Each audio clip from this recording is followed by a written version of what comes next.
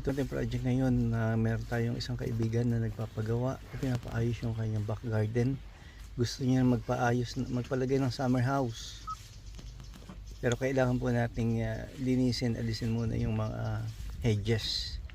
At isa din ito sa ating ayusin. Pagkaayos ko nito, pagkatanggal ko ng mga hedges, naka-recover tayo ng mga almost 1.5 meter. Dahil napakakapal ng hedges na hindi na naititrim.